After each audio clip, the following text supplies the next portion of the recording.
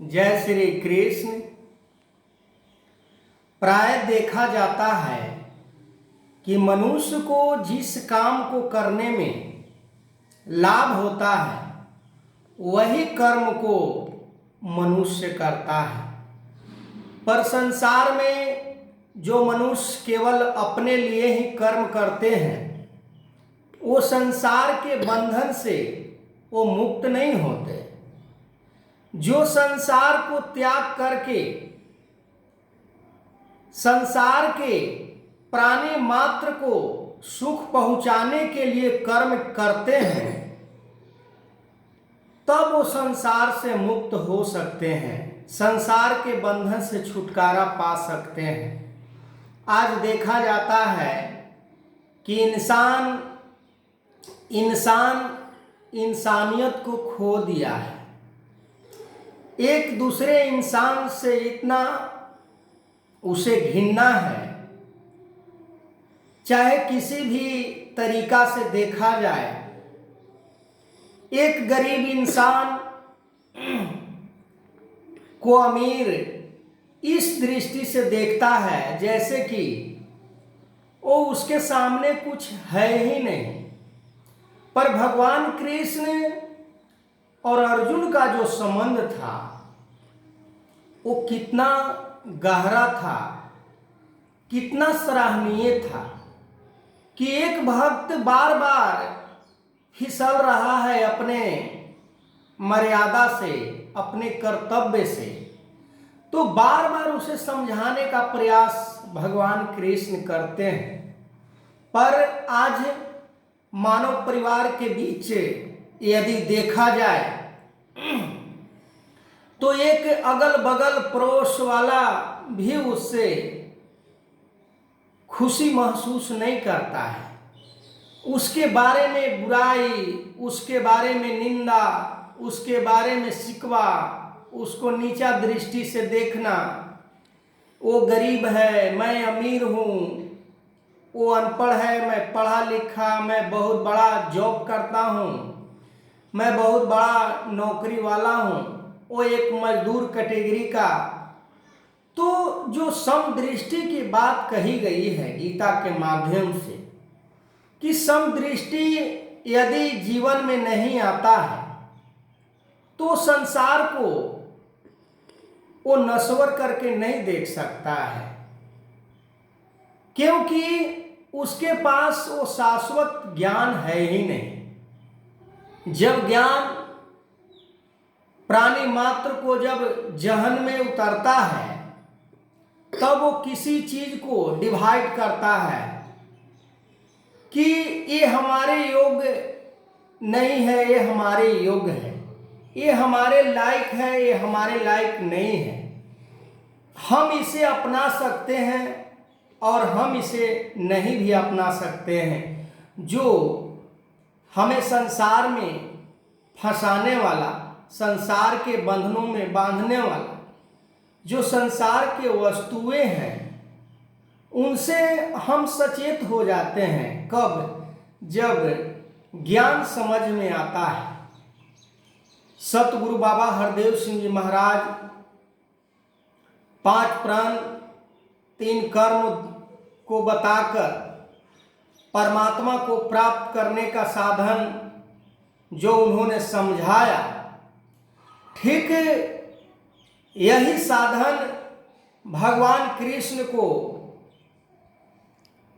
अर्जुन को भगवान कृष्ण समझाते हैं कि अर्जुन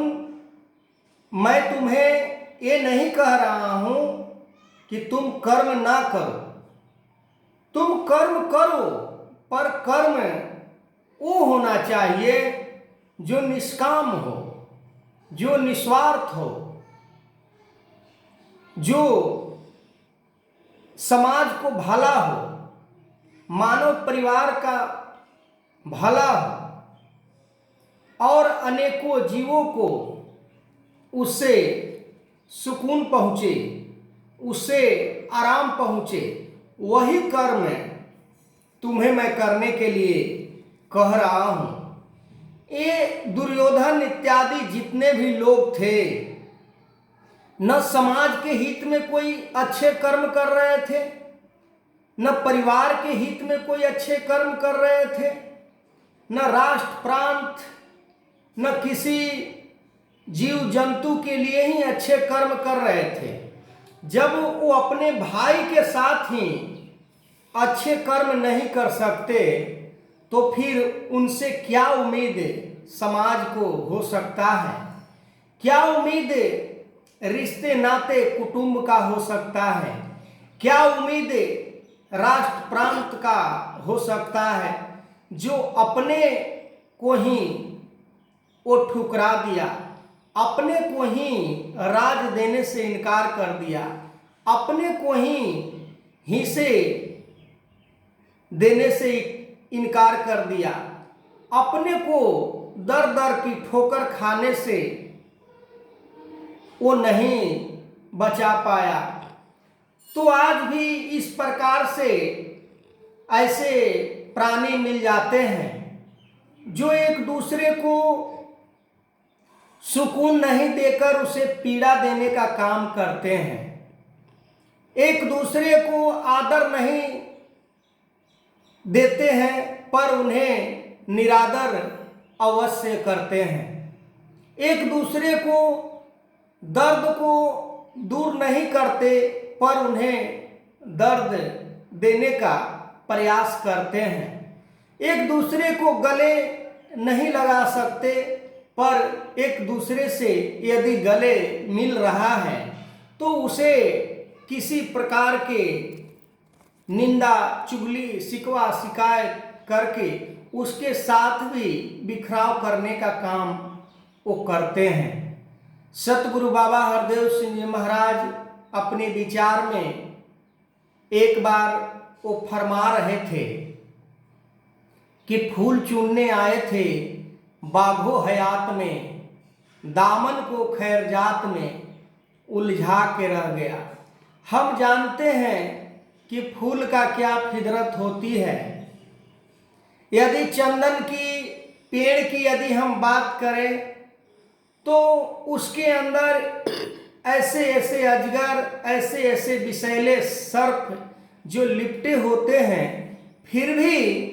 वो चंदन का पेड़ उसको ये नहीं कहते कि तुम हमारे खुशबू से दूर हो जा, हमारे ठंडकपन से दूर हो जा, हमें तुमसे कष्ट हो रहा है। पर आज इंसान को यदि देखा जाए तो कुछ हैसियत प्राप्त करने के बाद, कुछ सांसारिक पदार्थ उपलब्धियां को पाने के बाद वो एक साधारण किसी गरीब, किसी परिवार, किसी छोटे या किसी प्रकार से किसी समाज के व्यक्ति को अपने दाएं बाएं वो बैठने तक भी नहीं देते हैं। ऐसा देखा जाता है, केवल सुनी सुनाई बात नहीं, मैंने अपने आँखों से अपने जीवन में इस प्रकार के लोग को भी देखा है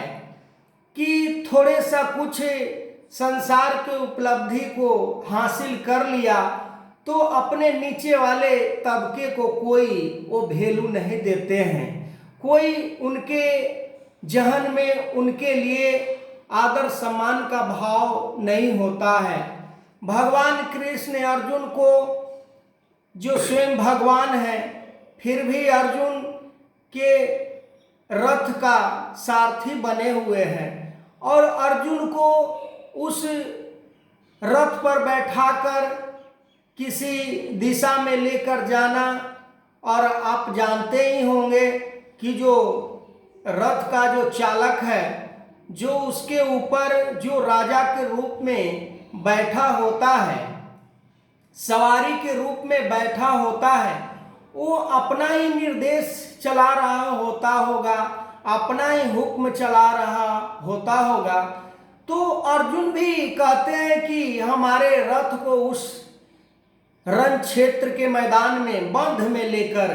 इस रथ को चलिए ताकि मैं देख सकूं। पर भगवान कृष्ण लेकिन परंतु नहीं करते हैं और अर्जुन को बात को मानकर रथ को आगे बढ़ा देते हैं। तो मैं इस वीडियो को कंटिन्यू करूंगा, तब तक के लिए जय श्री कृष्ण।